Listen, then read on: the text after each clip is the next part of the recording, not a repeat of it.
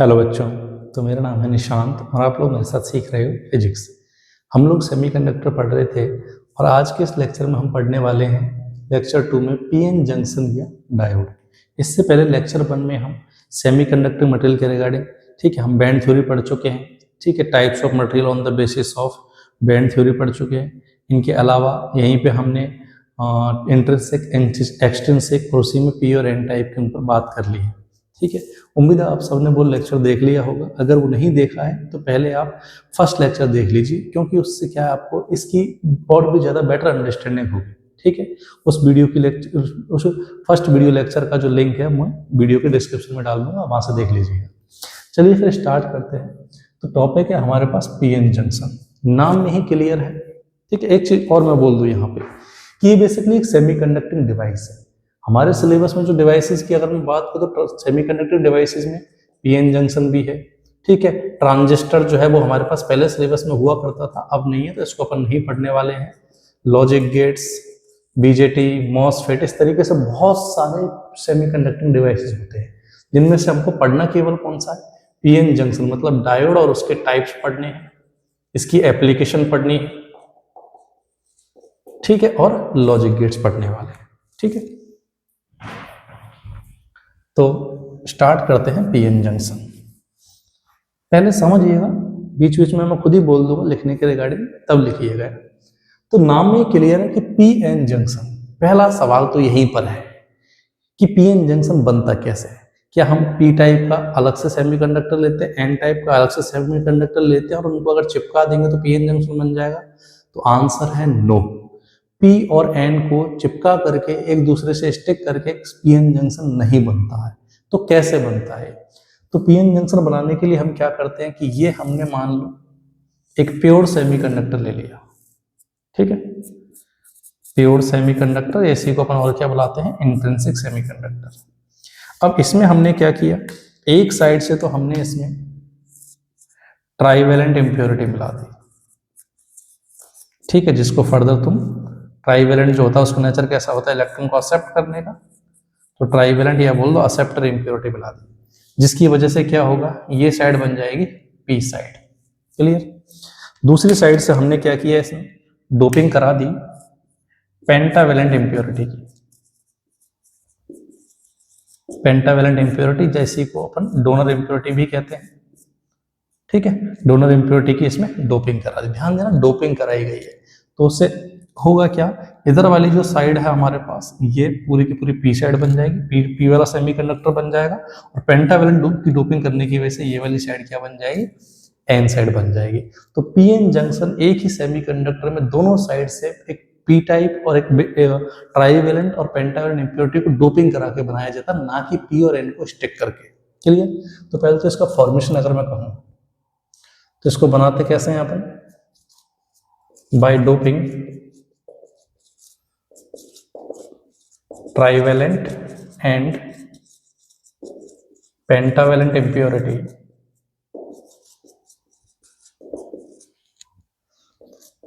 from opposite side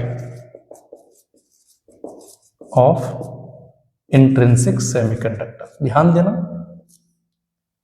P N N type को stick करके ये नहीं बनता है। क्लैरिटी? अब हल्का सा तुम्हें अगर लास्ट की क्लास का रिकॉल हो तो मैं थोड़ा सा और इसमें मॉडिफाई करता हूँ जरा चीज़ों को। तो पी टाइप में क्या होता था हमारे पास, इनकी क्रिस्टल की बात करते हैं तो पी साइड वाले क्रिस्टल में क्या होता है हमारे पास, पी टाइप में हमारे पास क्या होता है कि इसमें जो एक्सेप्टर इंप्योरिटी जो है हमारे पास, ये एक्सेप्टर इंप्योरिटी के एटम ले लिया हमने, और एन साइड वाले में मैं शो कर रहा हूं डोनर इंप्योरिटी के एटम्स। ठीक है, ये मैं किसके लिए काम में ले रहा हूं, ये सिंबल, ये है हमारे पास एटम ऑफ एक्सेप्टर इंप्योरिटी। ठीक है, और तुम्हें अगर याद हो तो जो एक्सेप्टर इंप्योरिटी जो होता है ट्राईवेलेंट, वो क्या करता है हमारे पास, उसके इलेक्ट्रॉन को, वो क्रिस्टल से इलेक्ट्रॉन को खुद हमारे पास एक्सेप्ट करने की टेंडेंसी होती है, पुल करने की टेंडेंसी होती है। तो इस एक्सेप्टर इंप्योरिटी के एटम पे तो क्या आता है, नेगेटिव चार्ज, क्योंकि ये तो इलेक्ट्रॉन लेता है, नेगेटिवली चार्ज होता है, और इसकी वजह से फ्री होल्स क्रिएट होते हैं।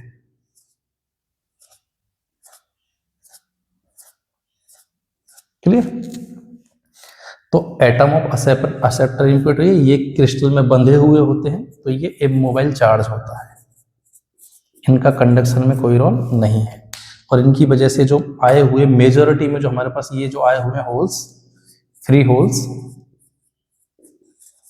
ये ना मोबाइल चार्ज कैरियर होते हैं जिनका कंडक्शन में रोल होता है। ठीक है। सिमिलरली एन टाइप में जो हम पेंटावेलेंट इम्प्योरिटी मिलाते हैं, इसके इलेक्ट्रॉन को डोनेट करने की टेंडेंसी होती है, क्रिस्टल में इलेक्ट्रॉन को डोनेट करता है, तो खुद इम्प्योरिटी पे तो क्या आ जाता है हमारे पास पॉजिटिव चार्ज।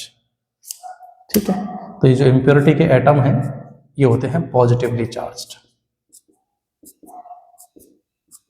और इनकी वजह से जो फ्री इलेक्ट्रॉन हमारे पास क्रिस्टल में रिलीज होते हैं, क्योंकि पेंटावेलेंट खुद एक एक इलेक्ट्रॉन रिलीज करता जा रहा है, तो ये जो है हमारे पास ये फ्री इलेक्ट्रॉन्स को डिनोट कर रहे हैं। इनको आगे काम में लेने वाला हूं ना, तो ये जो है हमारे पास क्या है, ये है हमारे पास एटम ऑफ डोनर इम्प्योरिटी, और ये भी क्रिस्टल में बंधा हुआ एटम है, तो ये इमूवेबल चार्ज है, तो इसका कंडक्शन में कोई रोल नहीं है, ये जहां है वहां बंधा रहेगा बस। और ये जो मैंने इलेक्ट्रॉन दिखा है ये है फ्री इलेक्ट्रॉन, जो कि ऑब्वियसली मोबाइल चार्ज, इनका कंडक्शन में रोल होगा। ठीक है। ये जो मैंने शो कर रखे हैं फिलहाल, ये मेजॉरिटी वाले शो कर रखे हैं कि पी साइड में जो होते हैं हमारे पास होल्स मेजॉरिटी में होते हैं, और इसी में चलो ऐसा करता हूं मैं रेड कलर से माइनॉरिटी वाले भी दिखा देता हूं कि पी साइड में हमारे पास होल्स मेजॉरिटी में होते हैं और बीच बीच में थोड़े थोड़े इलेक्ट्रॉन माइनॉरिटी में होते हैं। ये इलेक्ट्रॉन मैंने ऐसे शो कर दिए, केवल 2 ही शो किए, होल्स ज्यादा लिए हैं और इलेक्ट्रॉन कम दिखाया, मतलब ये इलेक्ट्रॉन्स जो हैं फ्री इलेक्ट्रॉन जो है ये माइनॉरिटी वाले हैं। ठीक है। सिमिलरली जो एन साइड है उसमें इलेक्ट्रॉन मेजॉरिटी में है और यहाँ होल्स थोड़े बहुत होंगे, तो फ्री होल्स किसमें है, इसमें माइनॉरिटी में है। क्लियर? तो अब आगे जब भी मैं पीएन जंक्शन का इस तरीके से क्रिस्टल स्ट्रक्चर बनाऊंगा कि पी साइड में यहां में शो करूंगा, लार्ज साइज में शो करूंगा, किससे, लार्ज साइड में पी साइड होगा trivalent atom, trivalent impurity atom, जो कि इमूवेबल होगा, इसका कंडक्शन में रोल नहीं होगा, और ये जो है हमारे पास ये होल होंगे। क्लियर है? और एन साइड में ये जो शो करूंगा पॉजिटिव से, ये है हमारे पास डोनर इम्प्योरिटी का एटम जो कि इमूवेबल है, और हमारे पास ये जो डार्क दिखाई दे रहा है तुम्हें सर्कल की तरह, ये है हमारे पास फ्री इलेक्ट्रॉन, और जो मैंने थोड़े थोड़े रेड कलर से जो मैं डिनोट करूंगा आगे वो माइनॉरिटी होंगे, और ये जो है जिनको ज्यादा दिखा रहा हूँ मेजॉरिटी लूंगा मैं। क्लियर? ये सिंबल आगे मैं काम में लेने वाला हूँ। अब पीएन जंक्शन जो होता है वो कैसे बनाया जाता है, हमारे पास पीएन जंक्शन जो है हमारे पास वो पी और एन एक ही सेमीकंडक्टर में ट्राइवेलेंट और पेंटावेलेंट इम्प्योरिटी की डोपिंग करके बनाया जाता है। क्लियर? अब पीएन जंक्शन के 2 टर्मिनल होते हैं, एक तो पी टर्मिनल और एक एन टर्मिनल। तो इसका जो सर्किट में तुम्हें सिंबल मिलेगा इस तरीके से बना के नहीं मिलेगा, ये तो रियल स्ट्रक्चर है, इसको समझाने के लिए मैंने बनाया है पूरा का पूरा क्रिस्टल स्ट्रक्चर की मेन चीजों को दिखाते हुए। तो इसका सिंबल जो लिया जाता है सर्किट में इस तरह का काम में लिया जाता है। ठीक है। 2 टर्मिनल डिवाइस है, और ये वाला जो टर्मिनल है ये पी टर्मिनल होता है, और ये जो बार वाला टर्मिनल है ये एन टर्मिनल होता है। क्लियर? 2 टर्मिनल डिवाइस है। क्लियर? साथ में अगर मैं बात करूं तो ये यूनिडायरेक्शनल डिवाइस है, इसमें केवल करंट एक ही डायरेक्शन में फ्लो होता है, लेकिन तुमने जो इलेक्ट्रिक सर्किट एलिमेंट पढ़े हुए हैं आर, एल और सी, वो तीनों के तीनों हमारे पास क्या बाई डायरेक्शनल है, किसी भी डायरेक्शन से करंट फ्लो कराया जा सकता है, ये यूनिडायरेक्शनल है। ठीक है। साथ में ये अनओमिक डिवाइस है, अनओमिक डिवाइस है, मतलब ये ओम्स लॉ को फॉलो नहीं करता है। इसके लिए अगर मैं आई वी ग्राफ बनाऊंगा तो वो ओरिजिन से पास होने वाली स्ट्रेट लाइन नहीं आएगा। अब ये इन दोनों चीजों की एक्सप्लेनेशन थोड़ी देर में अपने आप आ जाएगी हमारे पास। क्लियर है? तो ये पीएन जंक्शन की बेसिक टर्मिनोलॉजी हो गई, ये उसकी क्रिस्टल स्ट्रक्चर हो गई। एक बार जरा वीडियो पॉज करके कॉपी कीजिए।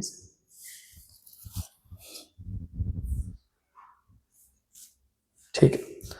अब हम जरा बिहेवियर समझते हैं कि इस डायोड का क्या बिहेवियर होता है। एक तो तब जब ये आइसोलेटेड पड़ा हुआ है, किसी भी तरीके से इसको सर्किट में कनेक्ट नहीं किया गया है, मतलब कोई बायसिंग नहीं की गई है, विदाउट बैटरी, बिना सर्किट के अलग से पड़ा हुआ है, दूसरा हम इसकी बिहेवियर को देखेंगे जब इसको बैटरी से कनेक्ट करके इसके थ्रू करंट फ्लो कराने की कोशिश करेंगे हम, या बोल दो बायसिंग करा देंगे। क्लियर? तो समझते जरा इसका बिहेवियर। मैं जरा हटा रहा हूं इसको।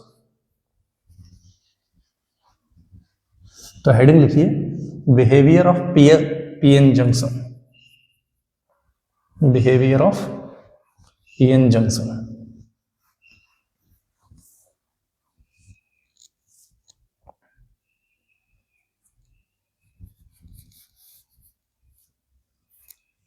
ठीक है, तो फर्स्ट हेडिंग लिखिए without biasing. Behaviour of PN junction without biasing. Without biasing का क्या मतलब है? कोई बैटरी वगैरह कनेक्ट नहीं किया, अभी आइसोलेटेड पड़ा हुआ है। तो ऑब्वियस सी बात है, जब ये आइसोलेटेड पड़ा हुआ तो ओपन सर्किट में इसमें करंट कितना होगा? 0। उन्हीं सबकी मैं एक्सप्लेनेशन देने वाला हूं। तो यहां से अच्छे खासे थ्योरेटिकल सवाल, न्यूमेरिकल सवाल तो बनते ही बनते हैं, थ्योरेटिकल सवाल भी काफी अच्छे बनते हैं। ठीक है, तो पूरा ध्यान देके सुनिएगा जरा। ठीक है, बिल्कुल लिखना नहीं है, पूरा ध्यान बोर्ड पे दीजिए। ठीक है, तो समझना। तो होता क्या है हमारे पास कि इधर पी साइड में हमारे पास, पहले मेजोरिटी की बात कर रहा हूँ, पी साइड में हमारे पास होल्स मेजोरिटी में और एन साइड में हमारे पास क्या है? फ्री इलेक्ट्रॉन्स मेजोरिटी में। क्योंकि दोनों तरफ कंसंट्रेशन डिफरेंस है, तो कंसंट्रेशन डिफरेंस की वजह से क्या होता है? मॉलिक्यूल्स का डिफ्यूजन होता है। तो कंसंट्रेशन डिफरेंस की वजह से क्या होगा? ये जो होल्स है हमारे पास, इन होल्स की टेंडेंसी किधर होगी हमारे पास जाने की? ये जो हमारे पास पी साइड में जो होल्स हैं, ये कंसंट्रेशन डिफरेंस की वजह से, डिफ्यूजन की वजह से इनकी टेंडेंसी होगी हमारे पास एन साइड की तरफ जाने की। और ये जो एन साइड के फ्री इलेक्ट्रॉन्स हैं, इनकी टेंडेंसी किधर होगी हमारे पास? पी साइड की तरफ जाने की। ध्यान देना, ये एटम्स हैं इमोवेबल, तो इनका कोई टेंडेंसी नहीं होगा। क्लियर? तो सबसे पहले जरा समझना डिफ्यूजन के बारे में कि डिफ्यूजन करंट कैसे आता है। ठीक है, तो due to concentration difference, due to concentration difference, concentration difference की वजह से क्या होगा कि ये जो हमारे पास, मैं एक बार के लिए हटा रहा हूं ये ना, आप नीट एंड क्लीन डायग्राम बनाओ, उसमें नीचे मेंशन करना, बड़ा सा डायग्राम बनाना है।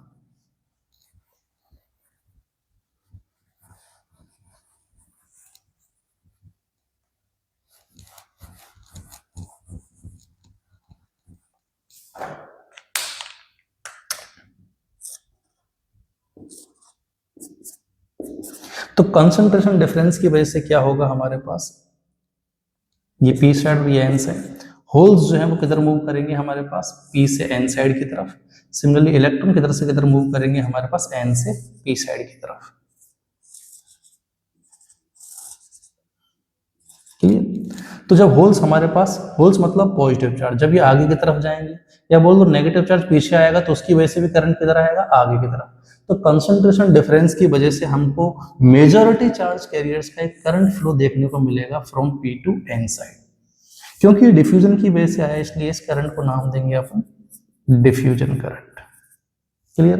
तो डिफ्यूजन करंट क्यों आया? कंसंट्रेशन डिफरेंस की वजह से, या बोल दो डिफ्यूजन की वजह से।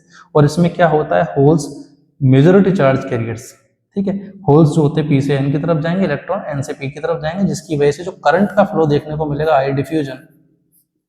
डिफ्यूजन करंट हमेशा किधर फ्लो होता है हमारे पास? पी से एन की तरफ, और ये होता है due to majority charge carrier. तो अच्छी खासी वैल्यू होगी इसकी, मेजॉरिटी चार्ज कैरियर। पहला सवाल तो यही हो गया कि बताइए डिफ्यूजन करंट की डायरेक्शन किधर से किधर होती है? डिफ्यूजन करंट की वजह से होल्स किधर ट्रेवल करते हैं, इलेक्ट्रॉन किधर ट्रेवल करते हैं। क्लियर है? अब इससे होगा क्या?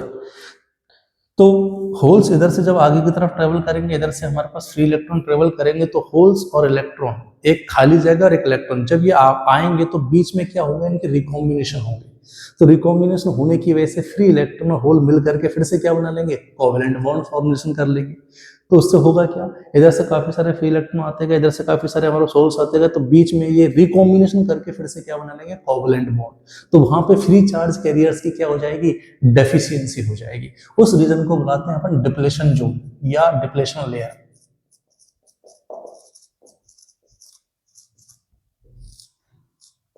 तो डिप्लेशन लेयर क्या है हमारे पास,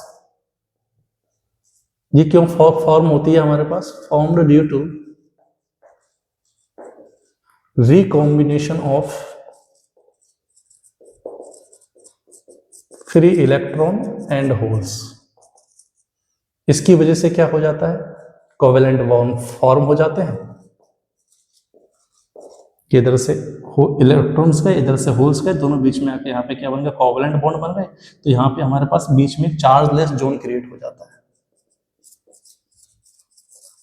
चार्जलेस जोन क्रिएट हो जाता है। इस चार्जलेस जोन को अपन क्या बुलाते हैं, डिप्लेशन लेयर बुलाते हैं, क्योंकि ये पी साइड के मेजॉरिटी कैरियर्स और एन साइड के मेजॉरिटी कैरियर्स को डिप्लेट करने का, अलग अलग करने का काम करता है। क्लियर। अब यहां पर बीचों बीच यहां हमारे पास एक डिप्लेशन जोन क्रिएट हो गया, ठीक है, जिसमें फ्री चार्ज कैरियर्स की कंसंट्रेशन क्या, काफी कम। तो ऐसे में जो कंडक्शन होगा, जहां फ्री चार्ज कैरियर ही बहुत कम होगा तो कंडक्शन बहुत कम हो जाएगा।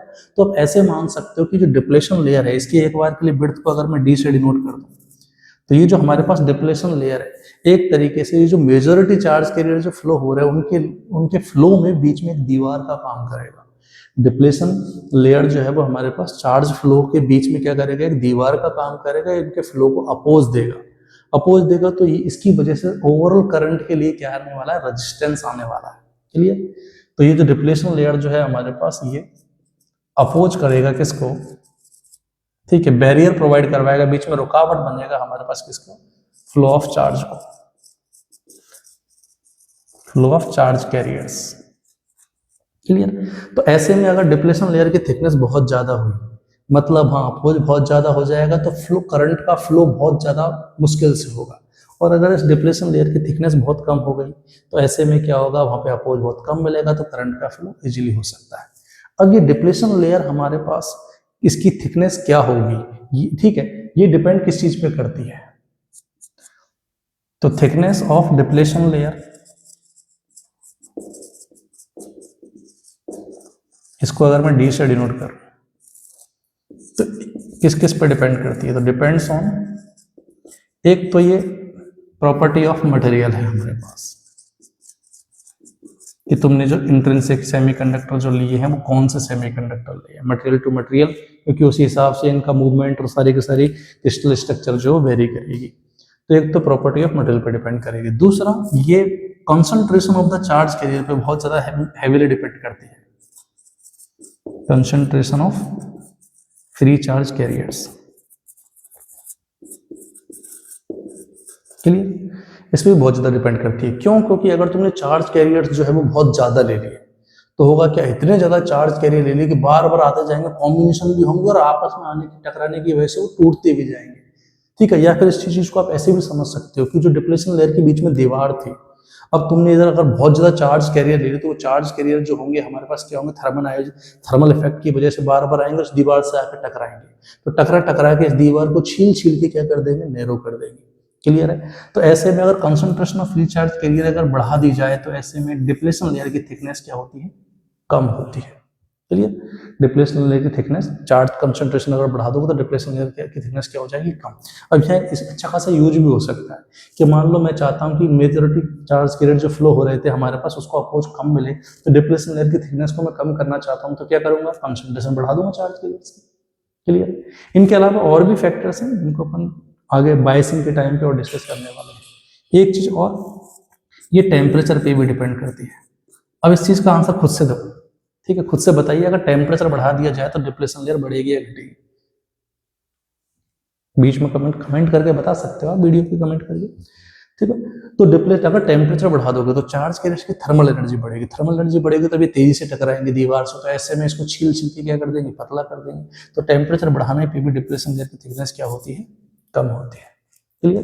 तो अभी तक क्या समझा है अपन ने, कि कंसंट्रेशन डिफरेंस की वजह से होल्स हमारे पास पी से एन साइड और फ्री इलेक्ट्रॉन्स मेजॉरिटी वाले एन से पी की तरफ मूव करते हैं, जिसकी वजह से डिफ्यूजन करंट फ्लो होता है। क्लियर। उस डिफ्यूजन करंट की वजह से हमारे पास बीच में इलेक्ट्रॉन होल्स का रिकॉम्बिनेशन की वजह से एक चार्जलेस जोन क्रिएट हो जाता है, जो कि मेजॉरिटी करंट फ्लो को अपोज करता है, जिसको बुलाते हैं अपन क्या, डिप्लेशन लेयर। डिप्लेशन लेयर की थिकनेस किन किन फैक्टर्स पर डिपेंड करती है, ये भी अपन ने पढ़ लिया। क्लियर। अब इसके आगे बढ़ते हैं जरा। एक बार जरा ये वीडियो पॉज करके कॉपी कीजिए, मैं जरा इरेज करने वाला हूं। चलिए अब इसके आगे की कहानी सुनो। तो जब हमारे पास इधर से होल्स आएंगे, इधर से हमारे पास क्या आएंगे, इलेक्ट्रॉन्स आएंगे। तो जब ये आपस में आएंगे तो काफी सारे तो बीच में कंबाइन होकर क्या बना लेंगे, डिप्लेशन लेयर बना लेंगे। और जो कंबाइन नहीं हुए हैं उनके साथ क्या होगा, तो काफी सारे जो होल्स इधर से जब इधर जाएंगे हमारे पास, ठीक है, ये होल्स जब इधर से इधर जाएंगे तो होगा क्या, ऐसे इलेक्ट्रॉन्स इधर से इधर आएंगे। तो जब होल्स इधर से इधर जाएंगे तो यहाँ पर इस एटम के ये जो हमारे पास डोनर इम्प्योरिटी थी, इस ये जो हमारे पास डोनर इम्प्योरिटी थी, इसकी वजह से जो फ्री इलेक्ट्रॉन आया, इसके साथ जब ये कंबाइन होगा तो ये दोनों मिलकर के क्या बना लेंगे, कोवेलेंट बॉन्ड। सिमिलरली ये दोनों मिलकर भी क्या बना लेंगे, कोवेलेंट बॉन्ड। ऐसे और भी काफी सारे आएंगे तो ये मिलकर क्या बना लेंगे, कोवेलेंट बॉन्ड। अब इससे हुआ क्या कि अब यहाँ पर फ्री चार्ज कैरियर तो है नहीं, लेकिन ये जो है हमारे पास, ये जो है हमारे पास इमूवेबल चार्ज की एक लेयर पैदा हो गई। डिप्लेशन लेयर के राइट साइड में यहां पर ये हमारे पास पॉजिटिव चार्ज की लेयर पैदा हो गई जो कि इमूवेबल है। और ऐसे ही पी साइड में हमारे पास जो इधर से इलेक्ट्रॉन्स आके कंबाइन किए थे होल के साथ, उसकी वजह से एक्सेप्टर इम्प्योरिटी वाले इमूवेबल चार्ज की लेयर पैदा हो गई। क्लियर, ये दोनों क्या है हमारे पास, इमूवेबल चार्ज की लेयर है, इमूवेबल इम्प्योरिटी एटम की चार्ज की लेयर है जो कि खुद मूव नहीं कर सकते।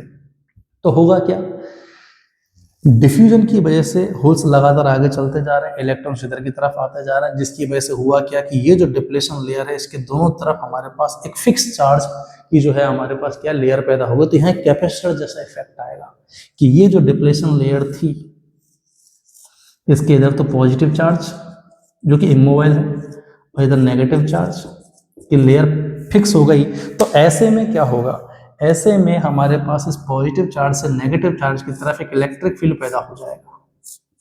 क्लियर, डिप्लेशन लेयर के अंदर।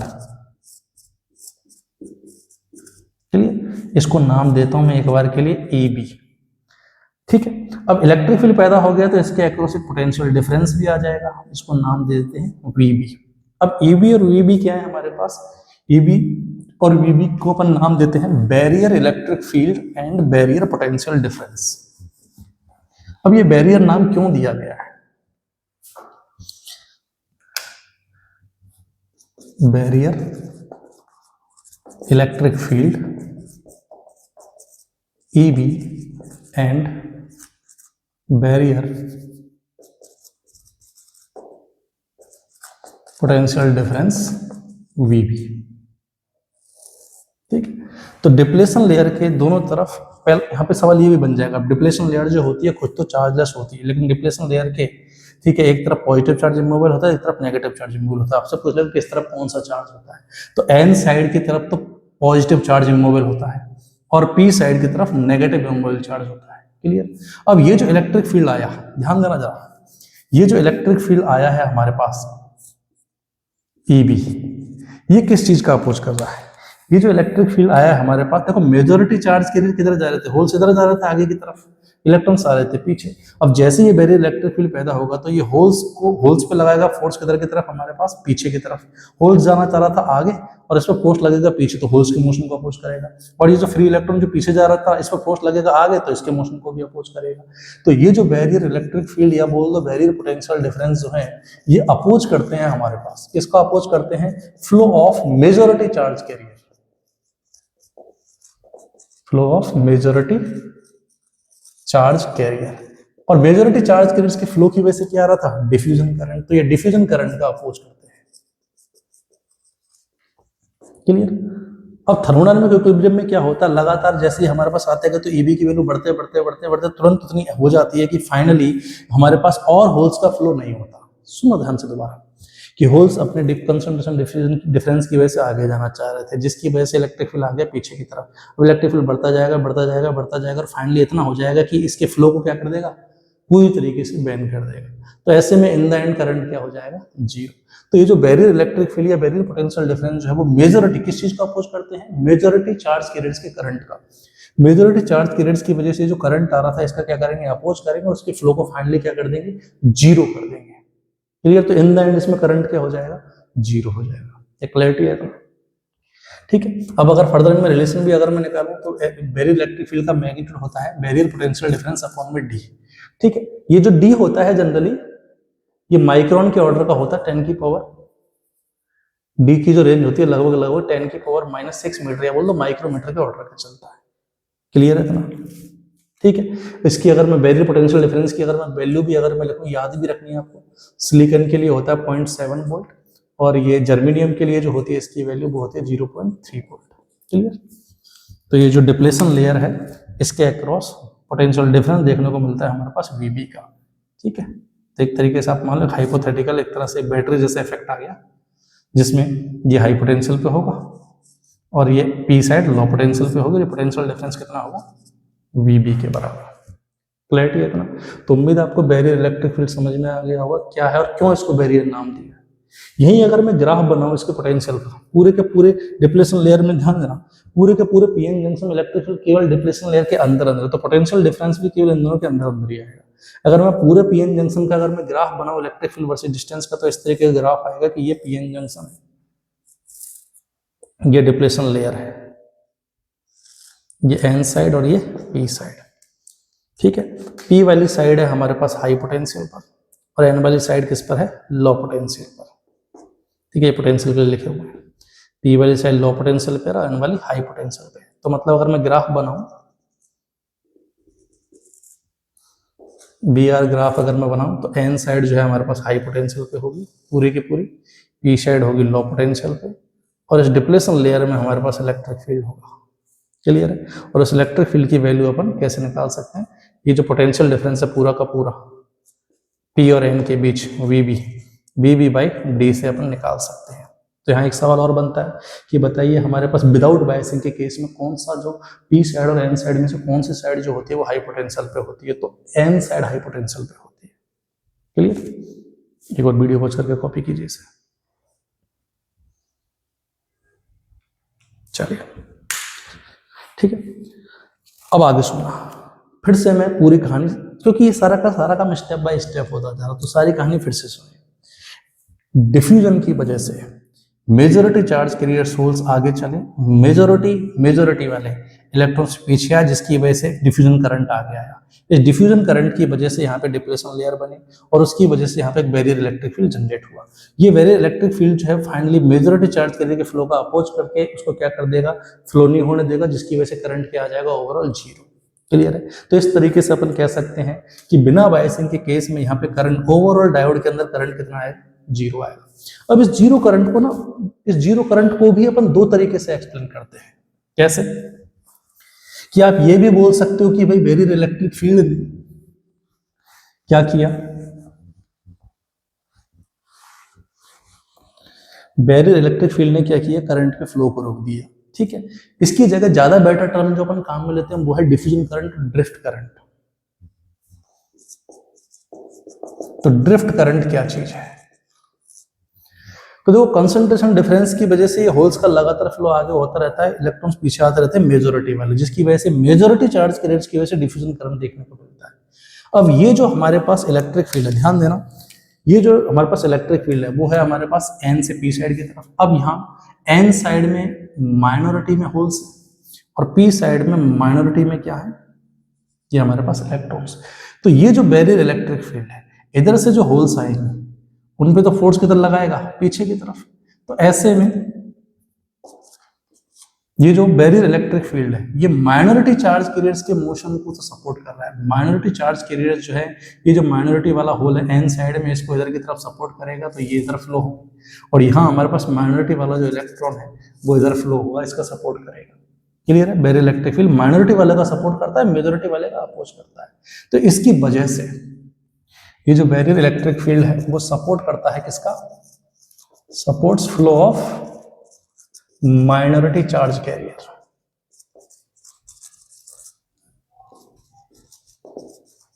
क्लियर? इसकी वजह से क्या होगा? क्योंकि हमारे पास होल्स एन से पी साइड में जा रहा है, तो इसकी वजह से एक ड्रिफ्ट करंट जो है वो एन से पी साइड की तरफ देखने को मिलेगा। सिमिलरली इलेक्ट्रॉन्स पी से एन की तरफ जा रहे हैं, नेगेटिव अगर हमारे पास पी से एन की तरफ जाता है तो इसकी वजह से भी करंट एन से पी की तरफ देखने को मिलेगा।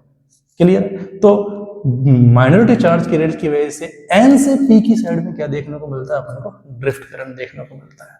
तो ड्रिफ्ट करंट किधर से किधर फ्लो होता है, एन से पी की साइड में। और ये कौन से चार्ज कैरियर्स की वजह से होता है, due to minority charge carrier. इसी को हम लीकेज करंट के नाम से भी जानते हैं। ठीक है, अलग से बात कर लेंगे इसकी, कितना क्लैरिटी है। अब टोटल ओवरऑल करंट कितना आना चाहिए, 0। तो इसको रिगार्डिंग कैसे एक्सप्लेन किया जाता है कि विदाउट बायसिंग के केसेस में, विदाउट बायसिंग के केस में टोटल करंट कब 0 होगा, जब जितना करंट फॉरवर्ड में फ्लो हो रहा है उतना करंट ही रिवर्स में फ्लो हो जाए। मतलब विदाउट बायसिंग के केस में ये जो डिफ्यूजन करंट है जो कि माइनॉरिटी चार्ज कैरियर्स की वजह से आ रहा है, ये बराबर होता है ड्रिफ्ट करंट के, जो कि हमारे पास डिफ्यूजन करंट जो कि मेजॉरिटी की वजह से आ रहा है, ये बराबर होता है ड्रिफ्ट करंट जो कि माइनॉरिटी की वजह से आ रहा है। इसकी वजह से ओवरऑल करंट जो होता है डायोड में कितना आता है, 0 आता है। क्लियर है? तो उम्मीद है सबको समझ में आ गया होगा कि किस तरीके से एक एक चीज फैक्टर जो है हमारे पास, उसकी वजह से किस तरीके से मेजॉरिटी का करंट आया और किस तरीके से माइनॉरिटी का करंट आया और क्यों विदाउट बायसिंग में 0 हुआ। कॉपी कीजिए जरा वीडियो पॉज करके। तो अब देखते हैं हमारे पास कि अगर डायोड की बायसिंग कर दी जाए तो उसका बिहेवियर किस तरीके का होता है। तो दो तरह की बायसिंग होती है हमारे पास। एक तो होती है फॉरवर्ड बायसिंग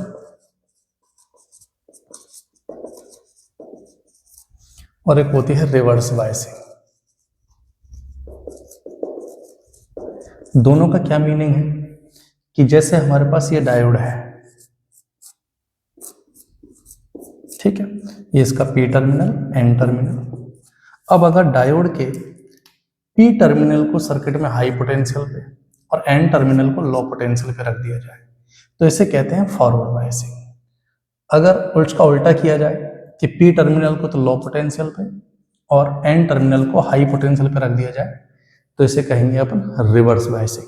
क्लियर? आप याद रखने के लिए ऐसे याद रख सकते हो कि जनरली अपन लो पोटेंशियल मतलब नेगेटिव से रिप्रेजेंट करते हैं, हाई पोटेंशियल को उसके रेस्पेक्ट में पॉजिटिव से रिप्रेजेंट करते हैं।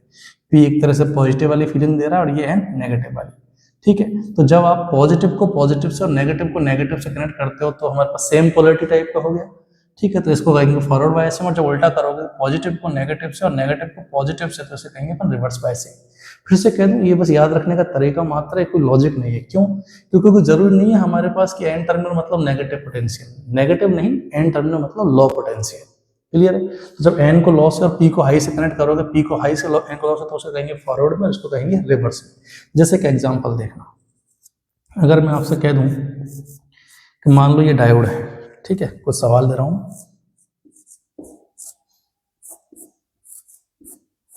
ठीक है, मान लो इस टर्मिनल का पोटेंशियल है 0, इसका है 10 वोल्ट, इसका है -10 वोल्ट, इसका है माइनस का 20 वोल्ट, इसका है हमारे पास 0 वोल्ट,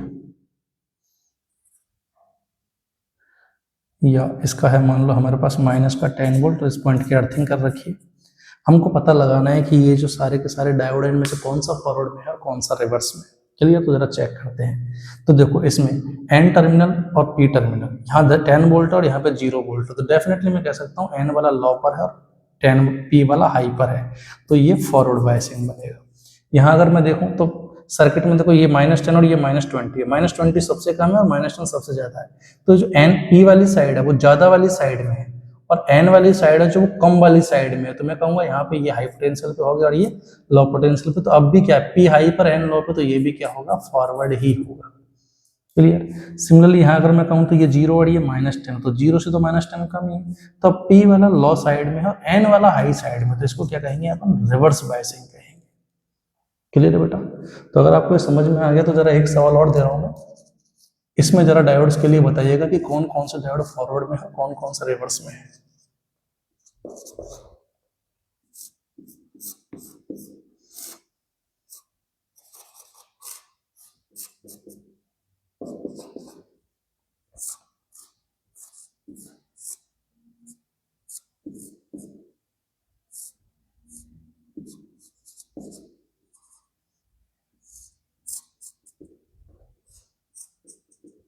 ठीक है, इन तीनों डायोड्स में जरा बताइए कि कौन कौन से फॉरवर्ड में, कौन कौन से रिवर्स में। वीडियो पॉज करके ट्राई कीजिए जरा।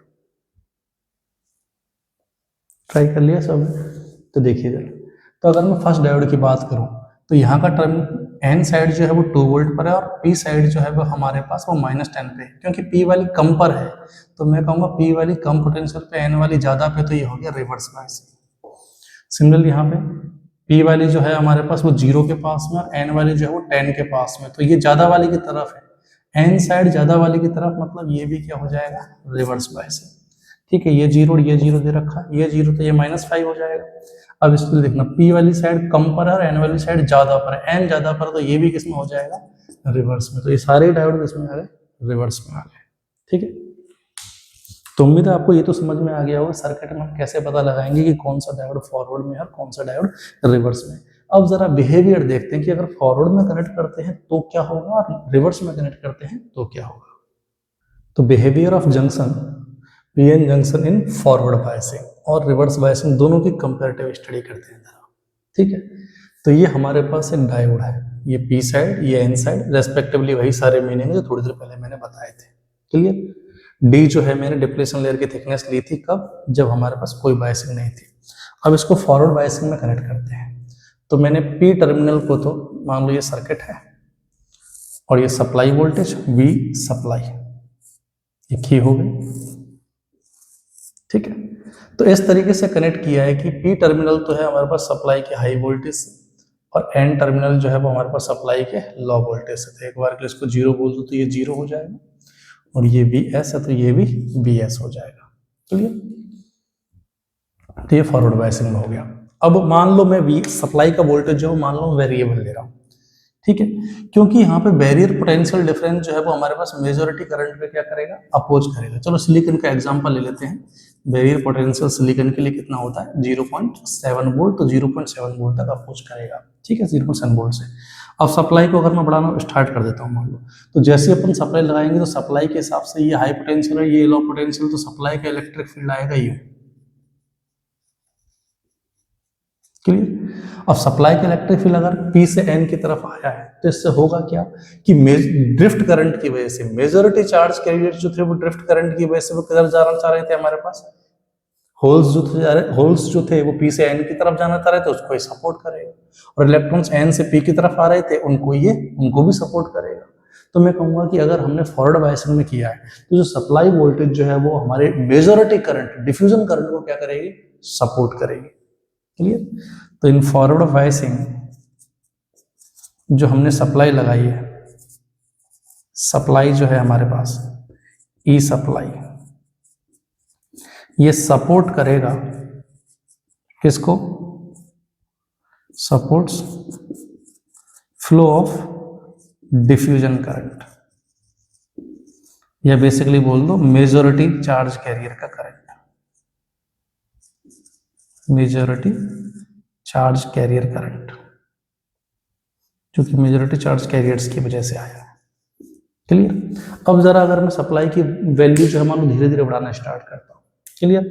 मान लो सप्लाई वोल्टेज जो है मैंने 0.1 वोल्ट दिया, तो 0.1 वोल्ट से आगे करंट चलाना चाहता था मेजॉरिटी वाला, लेकिन रोकने के लिए बैरियर पोटेंशियल कितने तक अवेलेबल है, 0.7 तक। 0.1 की वजह से आगे चलाएगा, रोकने वाला 0.7 ज्यादा स्ट्रॉन्ग है, फ्लो ही नहीं होने देगा। 0.2 लगाओ अब भी फ्लो नहीं होने देगा, 0.3 लगाओ अब भी फ्लो नहीं होने देगा, 0.7 तक फ्लो होने नहीं देगा। तो मतलब जब तक सप्लाई का वोल्टेज इस बैरियर को ओवरकम नहीं करेगा तब तक करंट आने वाला नहीं है। तो अगर मैं करंट का और वोल्टेज के साथ अगर मैं ग्राफ बनाऊं, बेसिकली सप्लाई नहीं, ये डायोड के अक्रॉस पोटेंशियल डिफरेंस है ना, तो केवल V से लिख देते हैं, फॉरवर्ड बायसिंग वाला वोल्टेज और फॉरवर्ड बायसिंग वाला करंट। तो जब तक सप्लाई का वोल्टेज जो है वो हमारे पास ठीक है, जब तक सप्लाई के वोल्टेज की जो वैल्यू है वो बैरियर के बराबर ना हो जाए हमारे पास, ठीक है, तब तक कोई करंट आने वाला नहीं है। अब अगर तुमने सप्लाई के वोल्टेज को बैरियर से भी ज्यादा बढ़ा दिया तो अब ये ई सप्लाई डोमिनेटिंग करने लग जाएगा और मेजॉरिटी का करंट आने लग जाएगा। क्लियर? तो होगा क्या हमारे पास, जब तक हमने सप्लाई का वोल्टेज जो है उसकी वैल्यू जो है मान लो बैरियर पोटेंशियल डिफरेंस के बराबर तक नहीं किया, तब तक तो करंट कितना आएगा, 0।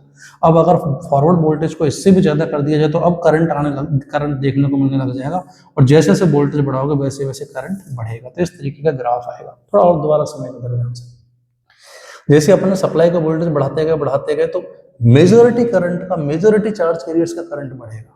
क्लियर है, क्योंकि ये करंट मेजॉरिटी चार्ज कैरियर्स की वजह से आया, इसलिए अच्छा खासा अमाउंट में होगा। तो फॉरवर्ड बायसिंग में क्या होता है हमारे पास, फॉरवर्ड बायसिंग में जो आई फॉरवर्ड जो आता है वो हमारे पास काफी लार्ज अमाउंट में आता है।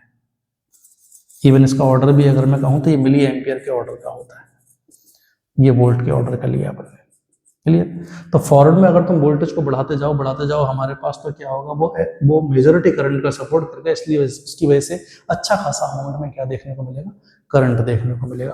क्लियर है, और वो सप्लाई की वो मिनिमम वैल्यू जिस तक हमारे पास करंट जो है वो हमारे पास फ्लो नहीं हुआ है, इस वोल्ट, ठीक है, इस वोल्टेज को अपन जानते हैं नी वोल्टेज के नाम से। इसको हमने अलग से नी वोल्टेज नाम क्यों दिया है, तो इसकी न्यूमेरिकल वैल्यू हमेशा बैरियर की ही बराबर, लेकिन बैरियर तो अंदर उसकी कंसंट्रेशन वगैरह पर डिपेंड कर रहा था। नी वोल्टेज तो सप्लाई के लिए डिफाइन है, इनकी न्यूमेरिकल वैल्यू हमेशा सेम होगी, लेकिन नी वोल्टेज मतलब सप्लाई का वो मिनिमम वोल्टेज जिसपे हमारे पास बैरियर को ओवरकम कर गया। क्लियर है, अब थ्योरेटिकल तो ये होना चाहिए था कि करंट यहाँ से स्टार्ट होना चाहिए था, जबकि रियलिटी में अगर प्रैक्टिकली की अगर बात करूँ तो होता ये है हमारे पास कि इससे पहले भी करंट हल्का फुल्का सा आ रहा होता है और यहाँ एकदम तेजी से बढ़ने लग जाता है। ठीक है, अब इससे पहले नी वोल्टेज से पहले थोड़ा बहुत करंट क्यों आया, क्योंकि सफिशिएंट एनर्जी थर्मल एक्साइटेशन की वजह से मेजॉरिटी करंट चार्ज कैरियर्स को मिल रही होती है, जिनकी वजह से इतना करंट देखने को मिल जाता है, एग्जैक्टली जीरो नहीं होता। क्या क्लैरिटी है? तो फॉरवर्ड बायसिंग में हमने क्या किया, जैसे हमने सप्लाई के वोल्टेज को क्या किया, ज्यादा किया बैरियर वोल्टेज से, सप्लाई के वोल्टेज को बैरियर से जैसे ज्यादा किया तो ई सप्लाई बहुत ज्यादा हो गया, उसने मेजॉरिटी का सपोर्ट किया, मेजॉरिटी की वजह से अच्छा खासा करंट जो देखने को मिलेगा, क्योंकि हमारे पास होल्स आगे जा रहे थे तो इसकी वजह से करंट जो आगे देखने को मिलेगा, तो ये हो गया हमारे पास फॉरवर्ड करंट। क्या इतना क्लैरिटी? ठीक है, तो अब मैं माइनॉरिटी का करंट देख ही नहीं रहा। क्यों नहीं देख रहा? क्योंकि हमारे पास जो मेजॉरिटी का करंट है वही काफी अच्छी अमाउंट में होगा, जो चीज बहुत ज्यादा है उसकी वजह से अच्छा खासा करंट आ रहा, तो माइनॉरिटी की वजह से तो नेग्लिजिबल आया, तो चाहे तो उसको देखने की जरूरत भी नहीं है। फिर भी अगर मैं ऑब्जर्व करना चाहूँ तो देखो, जो यहाँ माइनॉरिटी वाला होल होगा वो किधर जाना चाह रहा था, पीछे की तरफ, उसको सप्लाई अपोज कर रही है।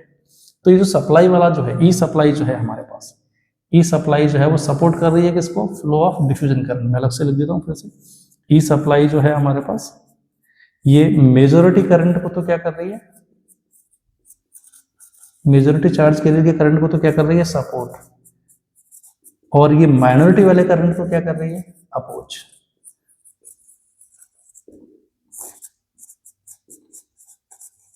क्लियर, तो मेजॉरिटी वाला लार्ज में भी है और आएगा भी ज्यादा, माइनॉरिटी वाला आता भी बहुत कम और उसको भी अपोज मिल गया, तो मैं यहाँ पे माइनॉरिटी वाले करंट को लगभग क्या मान सकता हूँ, मैं ये मान सकता हूँ कि माइनॉरिटी वाला करंट लगभग जीरो ही रहा, आया ही नहीं, क्योंकि आता भी तो थोड़ा सा था और उसको भी अपोज करके खत्म कर दिया गया।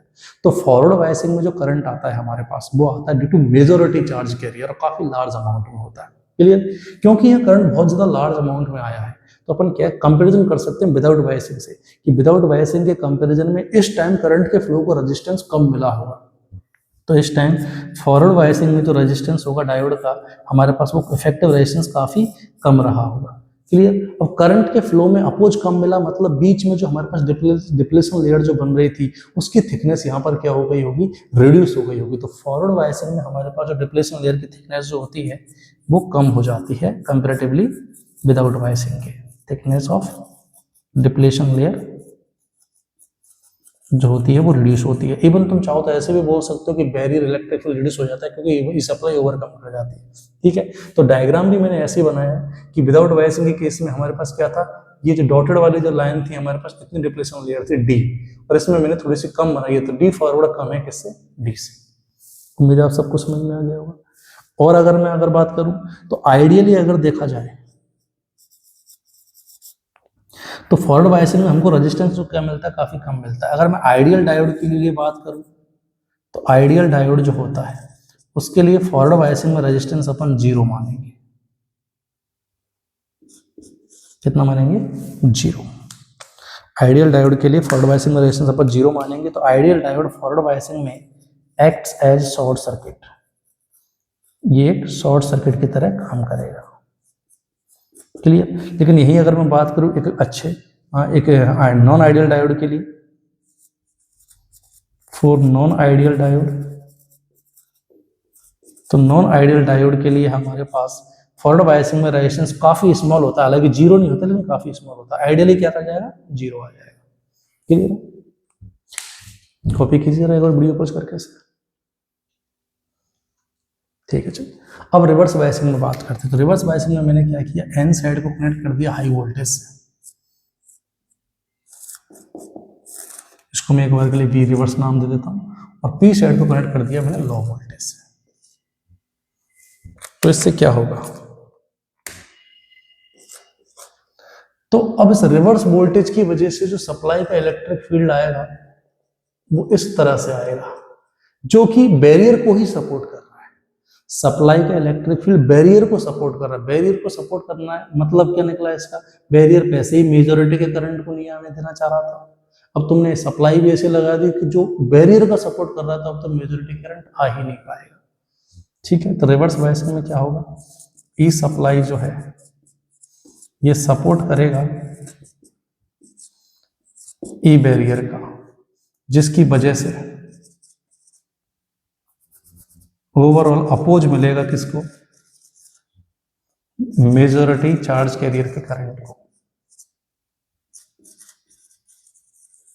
मेजॉरिटी चार्ज कैरियर के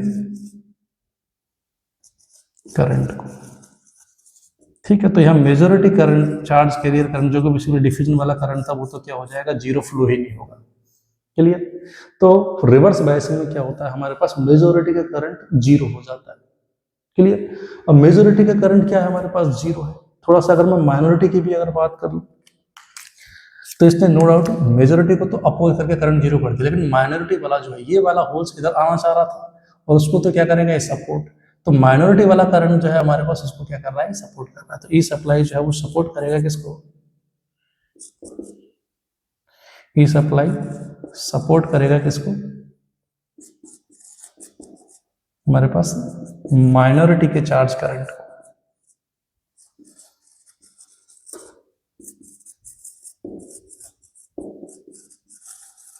जिसकी वजह से ये माइनॉरिटी वाला होल इधर आना चाह रहा था, तो इसकी वजह से इधर की तरफ एक वेरी स्मॉल करंट देखने को मिलेगा।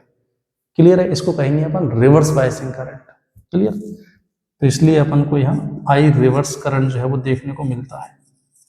क्लियर? इस आई रिवर्स को की जो वैल्यू होती है वो वेरी स्मॉल होती है, होनी भी चाहिए। अरे जब माइनॉरिटी चार्ज कैरियर्स की वजह से आ रहा है, जो चार्ज कैरियर है ही बहुत कम, उनकी वजह से थोड़ा बहुत करंट अगर देखने को मिल रहा है तो उसकी वैल्यू बहुत कम ही होने वाली है। तो रिवर्स बायसिंग में क्या होता है, रिवर्स करंट देखने को मिलता है जो कि अमाउंट में वेरी स्मॉल होता है, और इसका ऑर्डर भी होता है माइक्रो एम्पियर के ऑर्डर का। और ये किसकी वजह से आता है, due to minority charge carrier. इसी करंट को अपन रिवर्स सैचुरेशन करंट के नाम से भी जानते हैं, और इसी करंट को लीकेज करंट के नाम से भी जानते हैं। ठीक है, विदाउट बायसिंग के केस में वो थोड़ा सा गलत लिखने में आ गया था। लीकेज करंट अपन रिवर्स बायसिंग वाले करंट के लिए डिफाइन करते हैं। तो अगर यहाँ पे मैं करंट का ग्राफ बनाऊं कि नेगेटिव में अपोजिट पोलरिटी कर दिया, इसलिए वी आर को नेगेटिव एक्सिस पे दिखाया था और आई आर को भी नेगेटिव पे। तो आई आर यहाँ आइडियली अगर मैं कहूँ तो आई आर आइडियली अगर बात करूँ तो करंट लगभग जीरो होगा। क्लियर? प्रैक्टिकली अगर बात करूँ तो वेरी स्मॉल अमाउंट में रिवर्स बायसिंग करंट को देखने को मिलेगा। ठीक है, तो ये माइक्रो एम्पियर के ऑर्डर का नेगेटिव में वोल्टेज को तुम बढ़ाते जाओगे तो उससे कोई फर्क नहीं पड़ेगा, हमारे पास वेरी स्मॉल अमाउंट में रिवर्स बायसिंग का करंट देखने को मिलेगा। क्लियर? ठीक, अब यहाँ ध्यान देना, ये जो रिवर्स बायसिंग वाला करंट है ये माइनॉरिटी वालों की वजह से है, माइनॉरिटी चार्ज कैरियर्स की वजह से है, जो कि वेरी स्मॉल अमाउंट में। क्लियर? इसलिए मैं कहूंगा कि यहाँ पे हमारे पास करंट जो है वो लगभग जीरो सा ही फ्लो हुआ, बहुत कम फ्लो हुआ है। अब करंट जीरो सा फ्लो होने का मतलब क्या है हमारे पास, कि यहाँ करंट के फ्लो को क्या मिला होगा, अपोज मिला होगा। तो आइडियली यहाँ रेजिस्टेंस जो है वो हमारे पास इन्फानाइट, या बोल दो प्रैक्टिकली अगर कहूँ तो वेरी लार्ज रेजिस्टेंस रहा होगा। ठीक है, मैं जरा ये सारी चीजें इधर लिख रहा हूँ।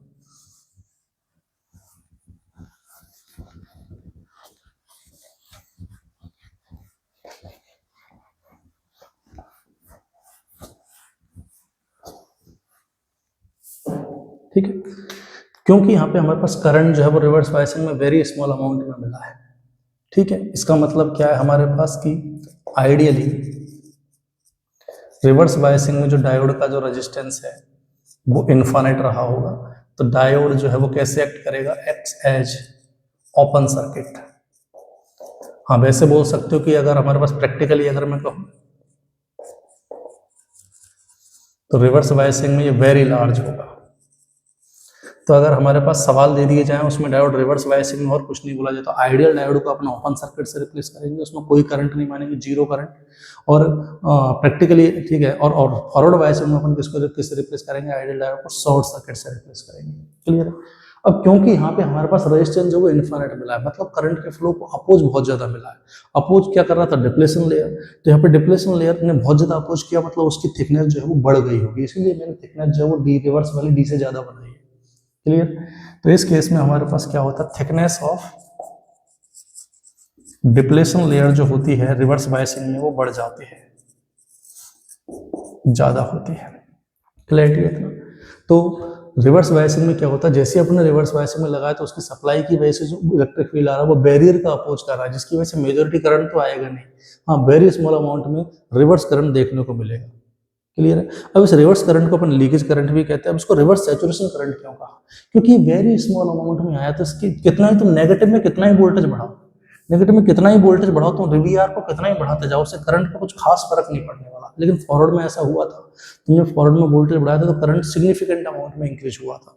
लेकिन रिवर्स बायसिंग में क्या होता है हमारे पास कि तुम नेगेटिव में वोल्टेज को कितना ही बढ़ाओ, ठीक है, करंट पे खास इफेक्ट नहीं पड़ता। तो आप ऐसे बोल सकते हो कि रिवर्स में जो करंट है वो सैचुरेट होकर रहेगी।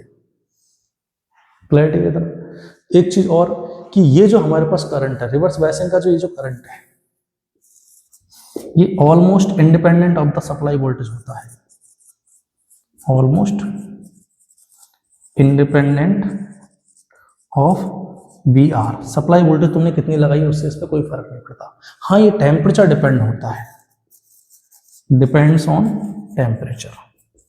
क्यों, क्योंकि अगर तुम टेम्परेचर बढ़ा दोगे तो उससे क्या होगा, हमारे पास माइनॉरिटी चार्ज के बढ़ जाएंगे, तो उससे ये सैचुरेशन जो है यहाँ की जगह थोड़ा सा ज्यादा करंट पे आ जाएगा हमारे पास। क्लियर। तो टेम्परेचर बढ़ाने पे इस रिवर्स करंट की वैल्यू जो है वो बढ़ती है हमारे पास। क्लियर है। टेम्परेचर अगर हम बढ़ाएं तो आई आर जो है वो बढ़ता है। इवन इसका एक स्टैंडर्ड रिजल्ट भी याद रखना है अपन को कि हर 7 डिग्री सेल्सियस पे या हर 1 डिग्री सेल्सियस पे फॉर ईच, अगर तुम टेम्परेचर को 1 डिग्री सेल्सियस से बढ़ा दो तो हर 1 डिग्री सेल्सियस के राइज पर, हर 1 डिग्री सेल्सियस के राइज पर जो रिवर्स करंट होता है वो इंक्रीज होता है बाई 7%। कि हर 1 डिग्री सेल्सियस पर रिवर्स करंट की जो वैल्यू 7% से बढ़ जाती है। इवन अगर मैं बात करूं फॉर 10 डिग्री सेल्सियस राइज, अगर टेम्परेचर को 10 डिग्री सेल्सियस बढ़ा दो तो लगभग ये डबल सा ही हो जाता है। ये डेटा है, लगभग याद रखना है इसको, आई आर ऑलमोस्ट डबल हो जाता है। चलिए अब सवाल क्या क्या बन सकते हैं आपसे। पहला सवाल बोल देगा, बताइए रिवर्स बायसिंग में डिप्लेशन लेयर की थिकनेस बढ़ती है, कम होती है, बढ़ जाती है। करंट किसकी वजह से आता है हमारे पास, माइनॉरिटी की वजह से, ना कि मेजॉरिटी की वजह से। क्लियर। लीकेज करंट मतलब रिवर्स बायसिंग वाला करंट। रिवर्स सैचुरेशन क्यों बुलाते हैं, क्योंकि वोल्टेज से इंडिपेंडेंट होता है ऑलमोस्ट। टेम्परेचर को 10 डिग्री सेल्सियस बढ़ा दिए तो क्या हो जाएगा, रिवर्स बायसिंग में करंट डबल हो जाएगा। क्या इतना क्लैरिटी है। ठीक है। रिवर्स बायसिंग में डायोड किसकी तरह काम करेगा, आइडियली ओपन सर्किट की तरह। और एक अगर हमारे पास एक अच्छा प्रैक्टिकल डायोड के लिए अगर बात हो तो उसका रेजिस्टेंस क्या होगा, वेरी लार्ज होगा। क्लियर। वीडियो पॉज करके इसको अच्छे से कॉपी कीजिए। ठीक है। यहीं पे अगर मैं एक चीज थोड़ी सी और इंक्लूड करूं कि मान लो रिवर्स बायसिंग में तुम वोल्टेज को बढ़ाते गए और तुमने जरूरत से ज्यादा ही कर दिया तो क्या होगा। अगर वी आर को अपन बढ़ाते जाएं और वेरी हाई अमाउंट में कर दें तो अगर रिवर्स बायसिंग में तुम वोल्टेज को बढ़ाते जाओगे तो बहुत ज्यादा वोल्टेज बढ़ाने पर अंदर इलेक्ट्रिक फील्ड बहुत ज्यादा हो जाएगा। और इस वेरी हाई इलेक्ट्रिक फील्ड की वजह से क्या होगा, हमारे पास जो बॉन्ड्स थे कोवेलेंट बॉन्ड्स, उसमें रखे हुए इलेक्ट्रॉन भी टूटने लगेंगे, हमारे पास बॉन्ड्स भी टूटने लगेंगे।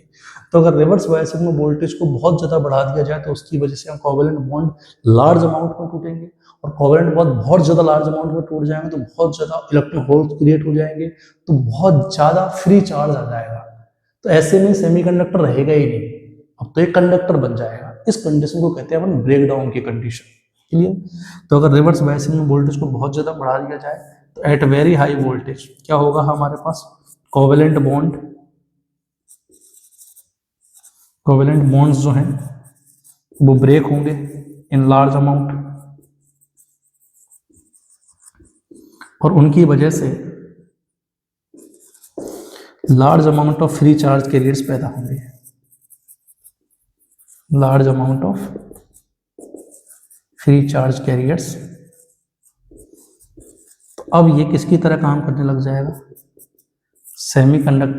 सेमीकंडक्टर ना रह के एक्ट एज कंडक्टर, तो एक्सेसिव करंट फ्लो देखने को मिलेगा, large amount of reverse current flow देखने को मिलेगा। क्लियर, इस कंडीशन को अपन कहते हैं ब्रेक डाउन की condition, breakdown of diode, जो कि रिवर्स बायसिंग में होता है। क्लियर, तो अगर रिवर्स बायसिंग वोल्टेज को बढ़ाते जाओगे तो एक वोल्टेज पे जाके क्या होगा, एकदम से बहुत ज्यादा करंट देखने को मिलेगा। इस वोल्टेज को अपन कहते हैं breakdown voltage. Clear, at very high voltage VR बराबर VVD, इस वोल्टेज पे जाके हमारे पास एक्सेसिव करंट देखने को मिलेगा, इसको कहेंगे अपन ब्रेक डाउन की कंडीशन। क्लियर, और ये जो वोल्टेज है इसे बुलाएंगे ब्रेक डाउन वोल्टेज।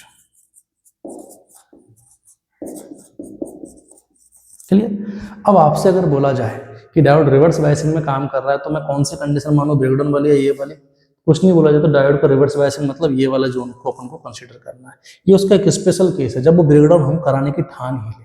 ब्रेकडाउन को अपन थोड़ा सा अलग से पढ़ने वाले हैं, एप्लीकेशन ऑफ डायोड जब हम पढ़ेंगे तो टू टाइप के ब्रेकडाउन पढ़ेंगे, जनरल ब्रेकडाउन और एवलांग ब्रेकडाउन। ठीक है, तो उनकी बात थोड़ी सी अलग से मैं वही करूंगा, फिलहाल मैं हल्का सा तुम्हें आइडिया दे दिया कि ब्रेकडाउन होता क्या है। ठीक है, तो इसे भी एक बार कॉपी कीजिए। ठीक है, तो अब डायोड के लिए मैं फॉरवर्ड और रिवर्स दोनों में ही अगर मैं सारी चीजों को अगर एक जगह ही अगर समराइज करूं, एक ही डायग्राम में अगर मैं इसके सारे बिहेवियर को शो करूं तो उसका ग्राफ देखना क्या बनेगा। चलो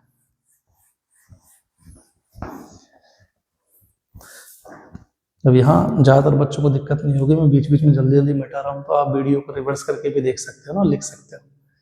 ऑफलाइन में कई बच्चों को जनरली यही समस्या रहती थी, मेरे से जैसे जल्दी मिटा देते हैं ना, देखना जरा। तो फॉरवर्ड और रिवर्स दोनों को अगर कंबाइन करते हैं कि इधर मैं फॉरवर्ड वोल्टेज और पॉजिटिव में फॉरवर्ड करंट को डिनोट कर रहा हूँ, यहाँ वोल्टेज लिया था वोल्टेज में और यहाँ करंट आया था मिली एम्पियर में। क्लियर, और यहाँ पे रिवर्स करंट आया था हमारे पास माइक्रो एम्पियर के ऑर्डर का, और ये आया था रिवर्स वोल्टेज हमारे पास वोल्टेज में। तो फॉरवर्ड में क्या हुआ था, यहाँ एक नी वोल्टेज तक करंट ऑलमोस्ट जीरो, उसके बाद जैसे जैसे वोल्टेज बढ़ाया गया करंट बढ़ा था। क्लियर, रिवर्स बायसिंग में क्या था, ऑलमोस्ट करंट क्या रहा था, जीरो। जनरली इस तरह से इसको शो किया था। इसमें ब्रेकडाउन भी अगर मैं शो करूं तो ब्रेकडाउन वोल्टेज पे जाके क्या होगा, हमारे पास एक्सेसिव करंट भी देखने को मिलेगा। तो ये जो हमारे पास तुम्हें आई भी कैरेक्टरिस्टिक दिखाई दे रहा है, ये किसी भी डायोड के फॉरवर्ड रिवर्स सारे बिहेवियर को बता रहा, तो इसको अपन कहते हैं आई भी कैरेक्टरिस्टिक्स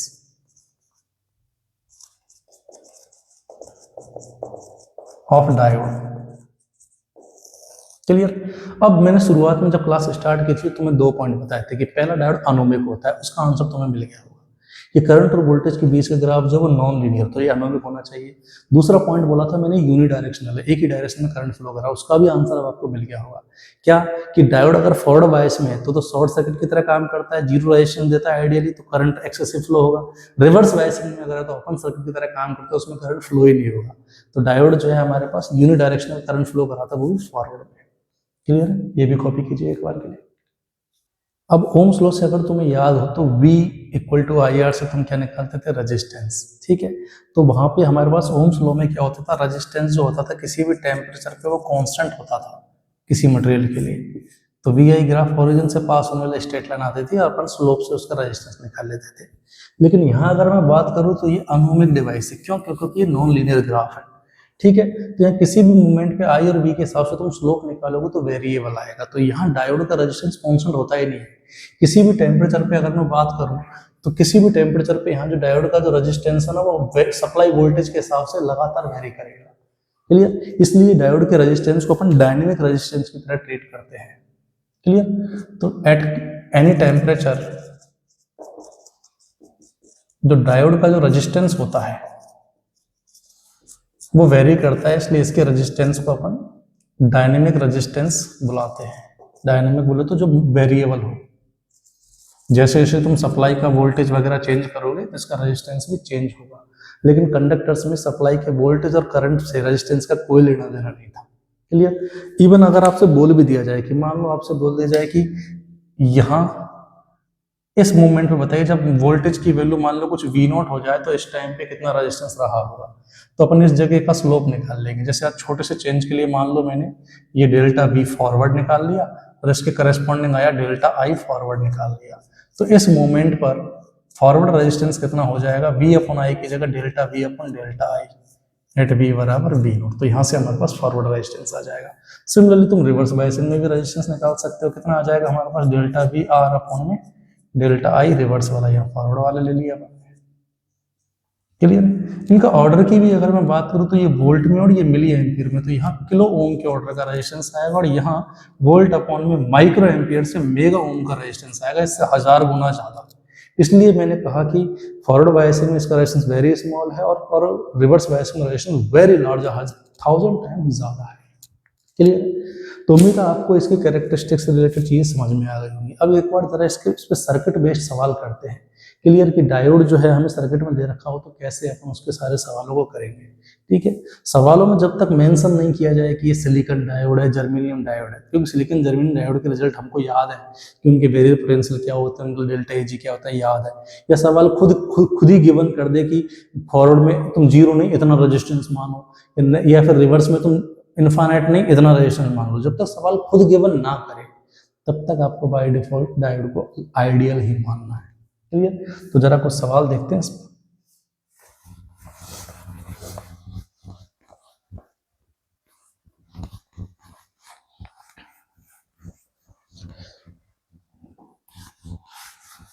पहले दो सवाल कोई लिखेगा नहीं, बस ध्यान से समझिएगा ना। जैसे एग्जांपल के लिए आपको बोल दिया, मान लो ये एक डायोड है, ये एक रेजिस्टेंस है 5 ओम और इसको 10 वोल्ट की बैटरी से कनेक्ट किया हुआ है। आपसे पूछा सर्किट में करंट बताइए कितना होगा। तो सबसे पहली चीज कि हम डायोड का फॉरवर्ड और रिवर्स बायसिंग पता लगाते हैं। तो यहाँ मैं 0 मान लूँ तो यहाँ 10 होगा, यहाँ 10 तो इधर 0 आएगा। तो देखो P साइड सर्किट के सबसे हाईएस्ट पोटेंशियल के साइड, तो P जब सबसे हाईएस्ट के साइड तो N वाले का तो इससे कम ही होगा, मतलब ये फॉरवर्ड बायसिंग है। पता लग गया। अब क्योंकि सवाल ने कुछ नहीं बोला कि डायोड आइडियल है या नहीं है, तो ऐसे हम बाय डिफॉल्ट आइडियल मानेंगे। और डायोड फॉरवर्ड बायसिंग में जो आइडियल डायोड जो होता है वो किसकी तरह बिहेव करता है, शॉर्ट सर्किट की तरह। तो हम क्या करें, इस आइडियल डायोड को शॉर्ट सर्किट कर दो और सिंपली सर्किट को सॉल्व कर लो। इजीली इसमें करंट निकाला जा सकता है। कितना आ जाएगा हमारे पास, 2 एम्पियर। क्लियर? अब इसी सवाल में हल्का सा बदलाव और कर रहा हूं मैं। सेम सवाल है,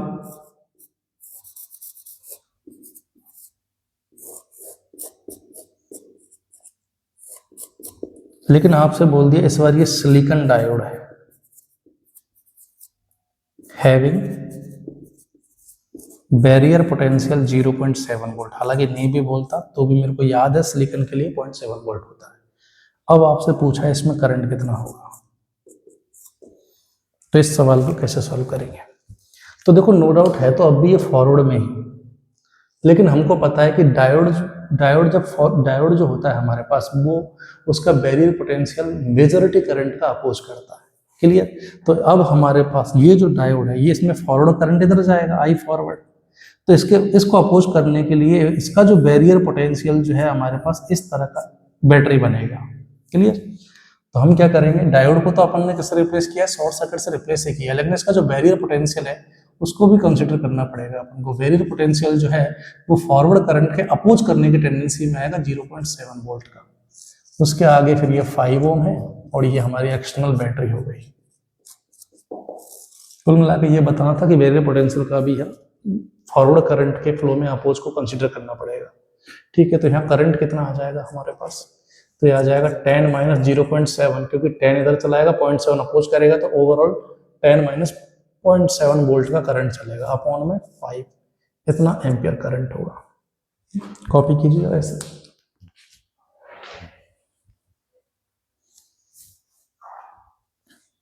चलिए अगला सवाल आप लोग कीजिएगा। ये हमको डायोड दे रखा है D1, ये 5 ओम रेजिस्टेंस, D2 ये 3 ओम रेजिस्टेंस, ये एक बैटरी 10 वोल्ट बैटरी हमारे पास 12 वोल्ट की, और इसके साथ ही एक 1 ओम का रेजिस्टेंस और लगा हुआ है।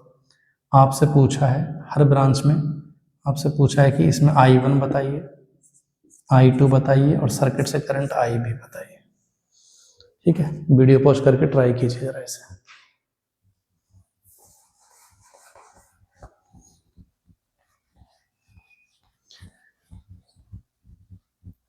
जितने भी बच्चे इस क्लास को देख रहे हैं वो सारे के सारे अपने अटेंडेंस मार्क जरूर कर देना है ना, कमेंट बॉक्स में।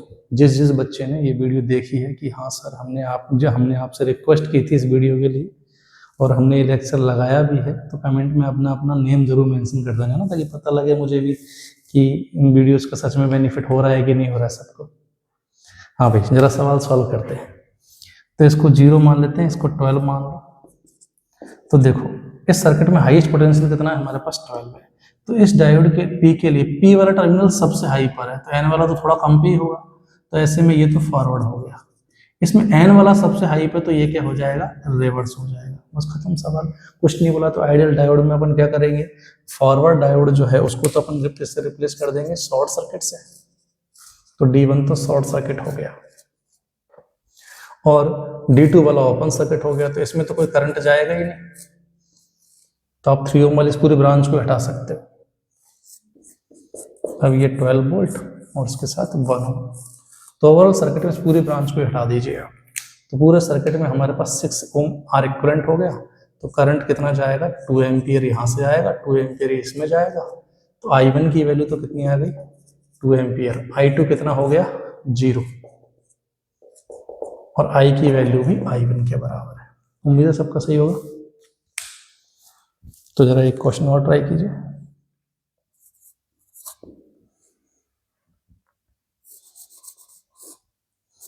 ये 1 ओम, ये 2 ओम, ये 2 ओम, ये 4 ओम, ये एक डायोड लगा हुआ है हमारे पास, 10 वोल्ट। ठीक है, इस कंडीशन में बताइए डायोड की ब्रांच में कितना करंट होगा। Find current through diode. Solve कीजिए जरा। इन सारे सवालों का अगर तुम देखो ना तुम्हें आइडिया लग जाएगा। बस बेसिकली तुम्हें ये पता लगाना आना चाहिए कि ये फॉरवर्ड में, रिवर्स में, बाकी तो सभी सिंपल करंट इलेक्ट्रिसिटी के सवाल मात्र है बस। ठीक है, हाँ भाई, तो साफ साफ नजर आ रहा है कि दोनों, ये हमारे पास बैलेंस बीट स्ट्रिंग ब्रिज है, 1/2, इधर भी रेशियो 1/2। तो इस टर्मिनल X का और इस टर्मिनल Y का दोनों का पोटेंशियल सेम होगा बैलेंस बीट स्ट्रिंग ब्रिज में। क्लियर। तो जब डायोड के दोनों टर्मिनल्स का पोटेंशियल सेम है, ठीक है, तो ये एक तरीके से विदाउट बायसिंग वाली कंडीशन हो गई कि इसको कोई पोटेंशियल डिफरेंस लगाया ही नहीं गया है। और विदाउट बायसिंग के केस में डायोड में करंट कितना होता है, हमने पता पढ़ा ही था, सबसे पहले 0 होता है। ठीक है, चलिए फिर एक क्वेश्चन और देखिए कि ये मान लो हमको सर्किट दे रखी है, ये एक सर्किट, V वोल्टेज, एक और सर्किट,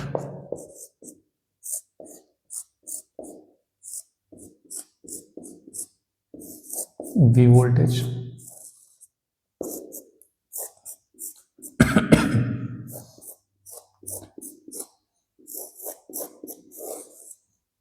क्वेश्चन क्या है two identical non ideal diodes are shown in the circuits.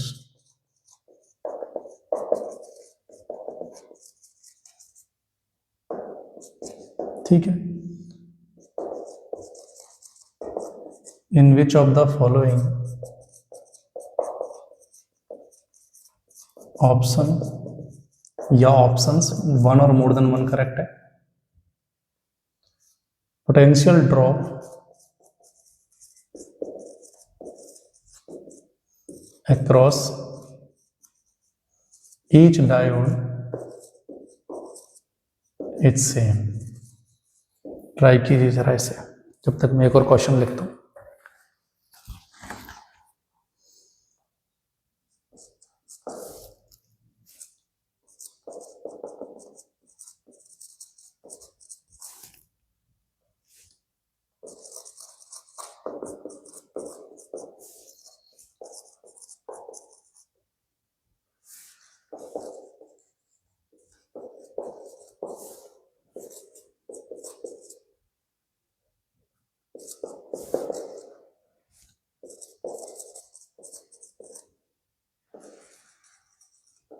आया हुआ एग्जाम में सवाल.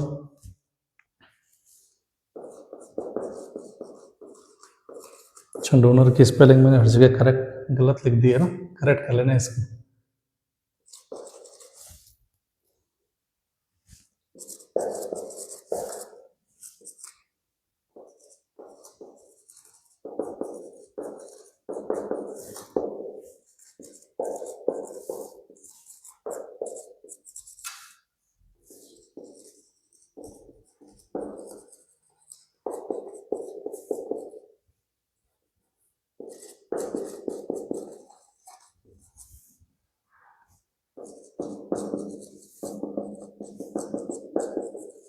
ये एक सेमीकंडक्टर के लिए बोल रखा, Na और Nd रेस्पेक्टिवली एक्सेप्टर और डोनर इम्प्योरिटी की हमारे पास कंसंट्रेशन है, नंबर डेंसिटी, और Na और NH इलेक्ट्रॉन के और होल्स के लिए है.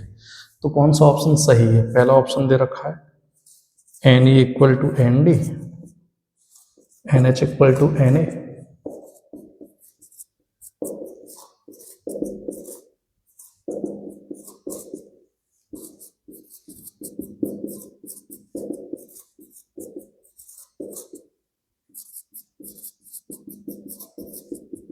ये भी ट्राई कीजिए यार, कई बच्चों को हो सकता है डाउट भी हो. चलिए ट्राई कर लिए जरा सॉल्यूशन समझना. तो देखो, दोनों ही अगर हमारे पास क्या है, नॉन आइडियल है और आइडेंटिकल है, तो यहाँ तो दोनों फॉरवर्ड में हो गए. तो इसका रेजिस्टेंस अगर स्मॉल आ रहा है तो इसका भी किसका कितना होगा, स्मॉल आर. यहाँ पर दोनों रिवर्स में, इसका कैपिटल आ रहा है तो इसका भी कितना होगा, कैपिटल आर. और as per voltage divide rule कह सकता हूँ कि अगर आइडेंटिकल रेजिस्टेंस है तो दोनों पे वोल्टेज क्या आएगा, इक्वल V/2 और यहाँ भी क्या आएगा, V/2. इसमें ये तो हमारे पास फॉरवर्ड में और ये किसमें हो गया, रिवर्स में. क्योंकि इसका रेजिस्टेंस ज्यादा है तो ऐसे में हमारे पास 2 पे वोल्टेज ज्यादा आएगा किससे, 1 से. तो सिंपली बस यहाँ ये देखना था हमारे पास कि किस इसमें रेजिस्टेंस दोनों पे सेम है. तो ए में भी दोनों पे बराबर बराबर वोल्टेज आएगा, बी में भी दोनों पे इक्वल वोल्टेज आएगा. क्लियर? अब जरा यहाँ देखना, अब आपसे बोला कौन सा ऑप्शन करेक्ट होगा. ठीक है, तो हमने एक रिलेशन पढ़ा हुआ है कि पीएन जंक्शन में क्या होता है हमारे पास कि जो पी टाइप में अपन क्या मान लेते हैं कि जो मेजॉरिटी चार्ज कैरियर्स वो किससे आए थे, होल्स से. तो होल्स को ही लगभग एक्सेप्टर के बराबर मान लेते हैं. और एन टाइप में इलेक्ट्रॉन की डेंसिटी को लगभग डोनर के बराबर मान लेते हैं. बट वो अप्रोक्स डेटा है. अगर रियलिटी की बात करें तो क्या होगा, रियलिटी अगर मैं कहूं तो क्या होगा, जरा ध्यान से समझना कि ये हमारे पास एक पीएन जंक्शन है. ठीक है, ये पी साइड और ये एन साइड. पी साइड में क्या थे हमारे पास, ये एक्सेप्टर एटम्स थे जिनके साथ में क्या है हमारे पास, ये होल्स आए. ठीक है, एन साइड में क्या थे हमारे पास, डोनर एटम्स थे और उनके साथ क्या आए थे हमारे पास, फ्री इलेक्ट्रॉन्स. ठीक है, और हमको पता है कि सारे के सारे सेमीकंडक्टर्स जो होते हैं हमारे पास, चाहे वो पी हो, चाहे एन हो, चाहे पीएन जंक्शन हो, ये इलेक्ट्रिकली न्यूट्रल होते हैं. क्लियर? क्या होते हैं, इलेक्ट्रिकली न्यूट्रल होते हैं। तो ऐसे में चार्ज कंजर्वेशन से ऐसे में अगर मैं न्यूट्रलाइज पॉइंट ऑफ व्यू से करूँ तो टोटल चार्ज जीरो करने के लिए जितना पॉजिटिव है उतना ही चार्ज कितना होना पड़ेगा, हमारे पास नेगेटिव होना पड़ेगा। अब पूरे सेमीकंडक्टर में देखो पॉजिटिव चार्ज किस पर है, एक तो हमारे पास डोनर इम्प्योरिटी पर है और किस पर है, होल्स पर। नेगेटिव चार्ज किस पर है, एक तो एक्सेप्टर इम्प्योरिटी पर है और एक किस पर है, इलेक्ट्रॉन्स पर। तो जितना टोटल नेगेटिव चार्ज है उतना पॉजिटिव चार्ज होगा, तो ये रिलेशन आना चाहिए।